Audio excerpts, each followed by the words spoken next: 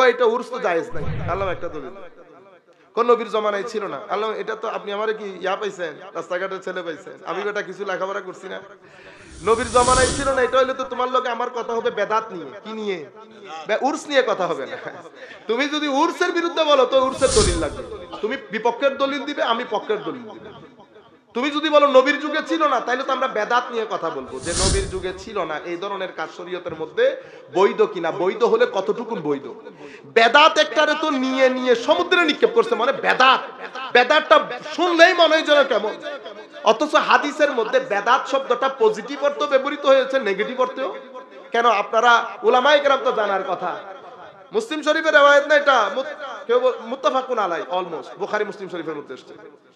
শাস্তের নামাজ সালাতুদ দুহা পড়ি না আমরা, তো সালাতুদ দুহা এক সাহাবী ঢুকছেন, হযরত উরওয়া, হযরত মুজাহিদ বা এরকম একজন সাহাবী ঢুকছে, হযরত আব্দুল্লাহ ইবনে ওমর, হযরত আয়েশা সিদ্দিকার ঘরে হুজরার মধ্যে ট্যাক লাগিয়ে বসে আছে।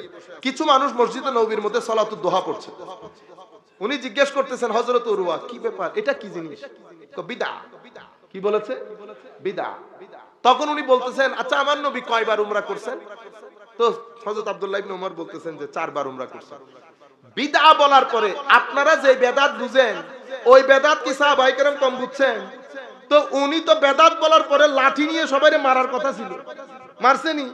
উনি তো মারেও নাই, উনি কোনো বিষয়, উনি বলতেছেন আচ্ছা বলেন তো আমার নবী কয়বার উমরা করছেন? এখন প্রশ্ন হচ্ছে বেদা বললো কেন? বিদআ বলেছে আমার নবী কিছুদিন চাশতের নামাজ মসজিদে নববীতে পড়েছেন। পড়ে যখন আমার নবী বুঝলেন এটা তো আবার ওয়াজিব হয়ে যাবে, সাহাবীরাও করতে শুরু করবে, তখন আমার নবী হুজরা পাকের মধ্যে চলে গেছে। সাহাবায়ে কেরাম এটা দেখে ওনারাও মসজিদে নববীর মধ্যে চাষ করা শুরু করেছে। তো আব্দুল্লাহ ইবনে ওমর বুঝাইতে চাচ্ছেন আমার নবী করেন নাই, ওনারা করতেছেন, তবে নে'মাল বিদআ, ভালো, নট ব্যাড। যেভাবে তারাবি দেখে হযরত উমর ইবনুল খাত্তাব বলেছেন নে'মাল বিদআ হাযি। আপনারা বুঝতে পেরেছেন? যাই হোক, যেই কোনো বিষয়ে কেউ যদি আপনাদেরকে কোনো কিছু বলে, আপনারা দলিল চাইবেন, যে আপনি দলিল দেন কোরআনে বা হাদিসে কোনো জায়গায় না এসেছে কিনা। তখন যদি বলে যে নবীর যুগে ছিল না, তখন বলবেন আপনার সাথে তো কথা এই মাসআলা নিয়ে হবে না, আপনার সাথে কথা হবে বেদাত নিয়ে। সম্মানিত উপস্থিতি, তাইলে আপনি কি বুঝলেন? পজিটিভ নেগেটিভ এটা পৃথিবীর রিয়ালিটি, এটা থাকবে। আমার দায়িত্ব কি নেগেটিভিটি নিয়ে করা না। কেউ যদি আপনার কাছে এসে বলে এই জানাজার নামাজের পরে দোয়া নাই, তাহলে আপনি বলবেন আমার নবীর কোন হাদিস, কোরআনের কোন আয়াত এই সংক্রান্ত আপনি দেন যে আমার নবী নিষেধ করেছে। তখন তারা আপনাকে কি বলবে? আপনাকে বলবে এটা নবীর যুগে ছিল না। যদি নবীর যুগে ছিল না বলে, তো আপনারা বলবেন তাইলে তো আপনার সাথে এটা নিয়ে কথা হবে না, আপনার সাথে তখন কথা হবে বেদাত নিয়ে। আমি আজকে আপনাদের এখানে আমার সাবজেক্ট ছিল বেদাত, কারণ এই এক পর্ব গতকাল কক্সবাজারে বলছি, আরেক পর্ব আজকে বলার খেয়াল ছিল, কিন্তু আধা রাত্রের মধ্যে যদি আমি এরকম ড্রাই কথা বলি, আপনারা এতক্ষণ সব ছিল এখন বসে আছেন হুজুরের কারণে, এতক্ষণ তো স্টেজ খালি হয়ে যাচ্ছে। যাই হোক, আমি আপনাদেরকে বলতেছি তো পজিটিভিটি নেগেটিভিটি এটা থাকবে। এখন আপনি আপনি দলিল তো দেবেন, আপনি আপনার ডিফেন্স করেন কেন? আলোচনা আমি ওই কথাটা আপনাদেরকে বলি। তো ইন্ডিয়ান উনি আমাকে বলতেছেন হযরতে দাতাগঞ্জ বক্সের উরসে পাক ছিল, কয় এটা উরস তো জায়েজ নাই। আল্লাহ একটা দলিল। কোন নবীর জমানায় ছিল না। আল্লাহ এটা তো আপনি আমারে কি ইয়া পাইছেন, রাস্তাঘাটের ছেলে পাইছেন। আমি বেটা কিছু লেখাপড়া করছি না। নবীর জমানায় ছিল না, এটা হইলে তো তোমার লগে আমার কথা হবে বেদাত নিয়ে। কি নিয়ে? উরস নিয়ে কথা হবে না। তুমি যদি উরসের বিরুদ্ধে বলো তো উরসের দলিল লাগবে। তুমি বিপক্ষের দলিল দিবে, আমি পক্ষের দলিল দিব। তুমি যদি বলো নবীর যুগে ছিল না, তাহলে তো আমরা বেদাত নিয়ে কথা বলবো, যে নবীর যুগে ছিল না এই ধরনের কাজ শরীয়তের মধ্যে বৈধ কিনা, বৈধ হলে কতটুকুন বৈধ। বেদাত একটারে তো নিয়ে নিয়ে সমুদ্রে নিক্ষেপ করছে, মানে বেদাত, বেদাতটা শুনলেই মনে হয় যেন কেমন। অথচ হাদিসের মধ্যে বেদাত শব্দটা পজিটিভ অর্থ ব্যবহৃত হয়েছে, নেগেটিভ অর্থেও। কেন? আপনারা উলামায়ে কেরাম তো জানার কথা। মুসলিম শরীফের রিওয়ায়াত না এটা, কেউ মুত্তাফাকুন আলাই, অলমোস্ট বুখারী মুসলিম শরীফের মধ্যে এসেছে। শাস্তের নামাজ সালাতুদ দুহা পড়ি না আমরা, তো সালাতুদ দুহা এক সাহাবী ঢুকছেন, হযরত উরওয়া, হযরত মুজাহিদ বা এরকম একজন সাহাবী ঢুকছে, হযরত আব্দুল্লাহ ইবনে ওমর, হযরত আয়েশা সিদ্দিকার ঘরে হুজরার মধ্যে ট্যাক লাগিয়ে বসে আছে। কিছু মানুষ মসজিদে নববীর মধ্যে সালাতুদ দুহা পড়ছে। উনি জিজ্ঞেস করতেছেন হযরত উরওয়া, কি ব্যাপার, এটা কি জিনিস? তো বিদআ। কি বলেছে? বিদআ। তখন উনি বলতেছেন, আচ্ছা আমার নবী কয়বার উমরা করছেন? তো হযরত আব্দুল্লাহ ইবনে ওমর বলতেছেন যে 4 বার উমরা করছেন।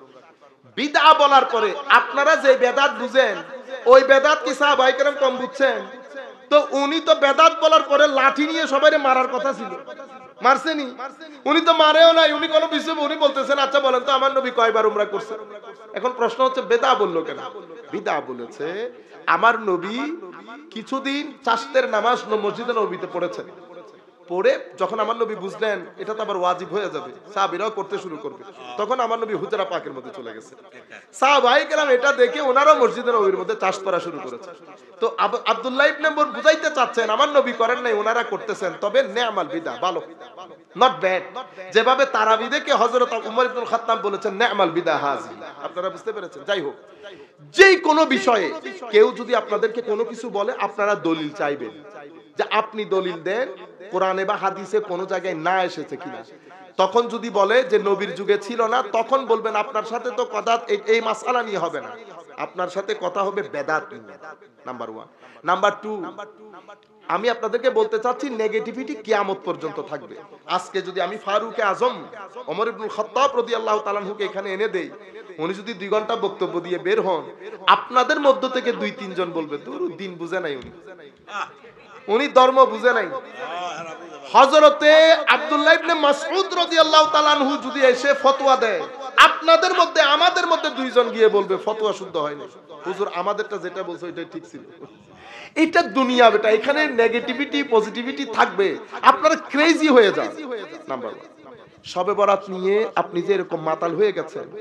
আমি ইংল্যান্ডের মধ্যে বক্তব্য আমার প্রায় শেষের দিকে, তো এক ভদ্রলোক আসছে, সে আবার বুঝতেছেন তো পাকিস্তানিদের আবার একটা খাইশ আছে, ওরা আমাদেরকে মৌলবী মনে করে না, আমাদেরকে বলে কি মিয়া সাহেব, আমাদেরকে বলে হাফেজ সাহেব, আর তাদের গুলো হইলো আল্লামা, তাদের গুলা কি ও কান মুসরাইতে পারে না, ওই আল্লামা নিয়ে আমি হাফেজ সাহেব হয়ে গেলাম।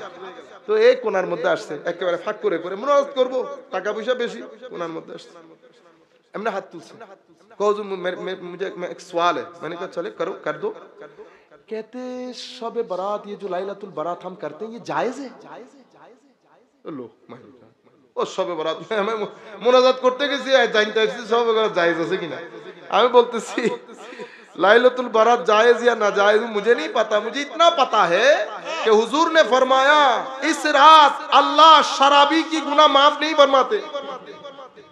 আমি বলতেছি শবে বরাত জায়েজ না জায়েজ জানি না, তবে আমার নবী বলতেছে মদখোরের গুনাহ আল্লাহ ক্ষমা করেন না। পরে আমি আপনাদেরকে বুঝাইতে চাইতেছি বেটা, জায়েজ না জায়েজ বাদ দেন, আমার নবী একটা লিস্ট দিছে, এই মানুষের গুনাহ শবে বরাতে ক্ষমা হয় না। আমি দেখব ওই মানুষের লিস্টের মধ্যে আমার নাম আছে কিনা। যদি এই লিস্টে আমার নাম থাকে, তাইলে মাহে রমজান যখন মেজবানি শুরু হবে, চট্টগ্রামের মেজবানি, সেই মেজবানি আমার পকেটে নসিব হবে না। এই জন্য আল্লাহ শবে বরাত দিছে আমার প্রিপারেশনের জন্য, মাহে রমজানের পরিপূর্ণ বরকত যেন আমি হাসিল করতে পারি। আমার নবী ইরশাদ করেছেন, যেই ব্যক্তির ভিতরে অন্য মুসলমানের ব্যাপারে বিদ্বেষ আছে তার দোয়া কবুল হয় না শবে বরাতে। যেই ব্যক্তি রিয়া, লোক দেখানো ভাব, তার দোয়া কবুল হয় না। মা বাবার সাথে যারা বেয়াদবি করে তার দোয়া কবুল হয় না। যে ব্যক্তি অহংকারী, মৌলবী হোক, পীর হোক, যেই হোক, মাওলা তার দোয়া কবুল করেন না। যেই ব্যক্তি, এখন যেটা বলবো সেটার মধ্যে তো আমরা সবাই পড়ে গেছি, যারা গীবত করে, পরনিন্দা করে, পরচর্চা করে, তার দোয়া কি শবে বরাতের দিন কবুল হয় না। এখন আমার শবে বরাত তো চলে গেছে, তো আমি দোয়া কবুল হয়েছে কিনা আমাকে দেখতে হবে না। সুতরাং সামনে রমজান শরীফ আসতেছে, রমজান শরীফের জন্য প্রিপেয়ার হবে। আলাদা একটা 2-3 দিন আগে নিজের একটা ব্যস্ততা দেখাবে, যেন আল্লাহ আপনাকে তৌফিক দান করেন। আপনি যখন ব্যস্ততা দেখাবেন, আমার আল্লাহ খুশি হবে। শবে বরাতের মধ্যে, মাহে রমজানের মধ্যে শুধু ইফতারি না, আপনি ইউথদেরকে বলতেছি বেটা, 8 রাকাত তারাবি পরে যে বের হবে তারে মসজিদের সাথে বাইন্ধা রাখবে। 20 রাকাত তারাবির বাদে কোনো তারাবি নাই।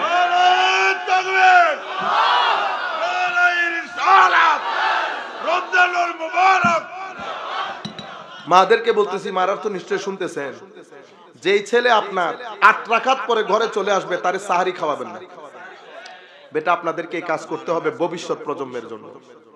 আপনারা রমজানের পূর্ণ বরকত হাসিল করবেন। তারাবি যে কোনো যেই মসজিদে পড়েন সেই মসজিদে পড়বেন, এবং 3টা থেকে 4টা বা 2:30টা থেকে 3:30 পর্যন্ত 1 ঘন্টা সময় রাখবেন তাহাজ্জুদের জন্য। কোরআনের তিলাওয়াত যারা জানেন না তারা জেনে নেবেন, আর যারা জানেন অবশ্যই কোরআনের খতম করবেন।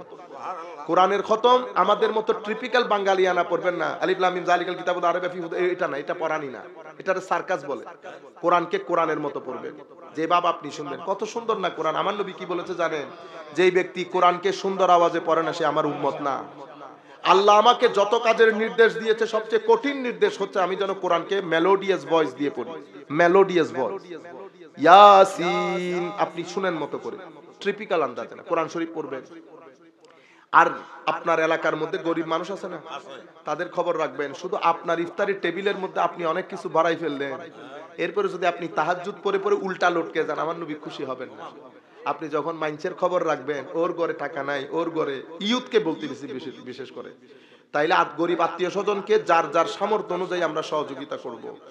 মাহে রমজানের মধ্যে আমি মনিটর করব, রাত্রে বেলা যখন শুইতে যাইবেন তখন মনিটর করবেন আজকে আমি কোনো নেগেটিভ কাজ করেছি কিনা। যদি করে থাকি তাহলে আগামী কালের জন্য আমি আবার ভালো করে প্রস্তুতি নেব। আমার ভাই, দিন কিন্তু শেষ, দিন শেষ। প্রত্যেক বাড়ির মধ্যে কোনো মুরব্বী নাই।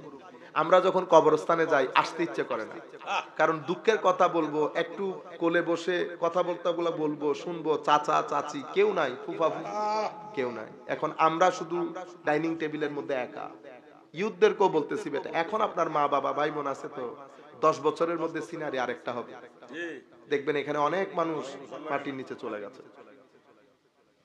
সুতরাং মাহে রমজানকে পরিপূর্ণ রূপে ইস্তেমাল করবেন। রমজানের মধ্যে বন্ধু বান্ধব নিয়ে অতিরিক্ত ঘোরাফেরা। হযরতে কশফুল মাহজুবের মধ্যে হুজুর দাতাগঞ্জে বক্স বলতেছেন, যেই বন্ধু আপনার আখেরাতের জীবনে কাজে আসবে না সেই বন্ধু আপনার দুনিয়ার জীবনেও কোনো কাজে আসবে না। বন্ধুত্ব করবেন এমন বন্ধুর সাথে যারা হাত তুললে বলবে আল্লাহ আমার বন্ধু বান্ধব পাড়া প্রতিবেশী সবাইকে ক্ষমা করো, এমন বন্ধুর সাথে বন্ধুত্ব করেন।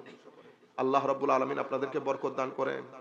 আর আমরা আজকের এই মাহফিল থেকে ঢাকার মধ্যে যারা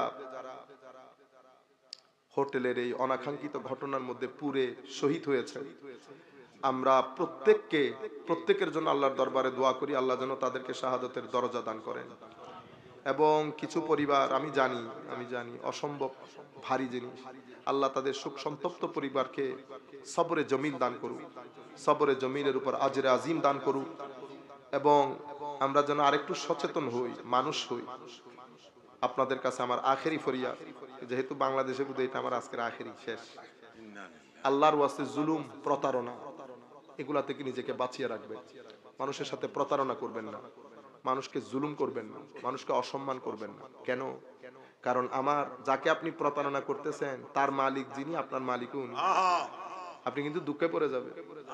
14 ফেব্রুয়ারিতে যদি আপনি কোনো প্রতারণা করে থাকে, বেটা আজকে বাসায় গিয়ে মনে করবেন যে 2042-এর মধ্যে 14 ফেব্রুয়ারি আসবে। তখন হয়তো আপনার মেয়ের বয়স 14 বছর হবে, আপনার ছেলের বয়স 16 বছর হবে। সুতরাং প্রত্যেক অ্যাকশনের একটা রিঅ্যাকশন আছে, প্রত্যেক ক্রিয়ার একটা প্রতিক্রিয়া আছে। সেই 2042-এর 14 ফেব্রুয়ারি যদি আপনার ছেলে মেয়ের আপনি হজম করতে পারেন তাহলে বেটা আপনি এনজয় করেন, I have nothing to say. But আমরা বুঝই নিজের ভিতরের আমটাকে পচাই ফেলতেছি। আপনি যখন নিজের ভিতরে নেগেটিভ এনার্জি নিয়ে বাসায় আসবেন, যেই ব্যক্তি আপনার সাথে কথা বলবে সেই ব্যক্তির ভিতরের জগৎ বিনাশ হবে। যেভাবে 2টা আম 10টা ভালো আমকে পচাই ফেলে, ঠিক সেভাবে আমরা একটু খেয়াল করি। আল্লাহ রাব্বুল আলামিন আপনাদেরকে জাযায়ে খায়ের দান করুক। এই যে আপনারা এখন 1:00 বাজতেছে, আমি যদি পৃথিবীর কোনো মানুষকে বলি যে আমাদের দেশের লোক ছেলেরা 1:00 পর্যন্ত দিনের কথা আমার নবীর কথা শুনে, পৃথিবীর কেউ কোনো মানুষ বিশ্বাস করবে না, কোনো মানুষ বিশ্বাস করবে না।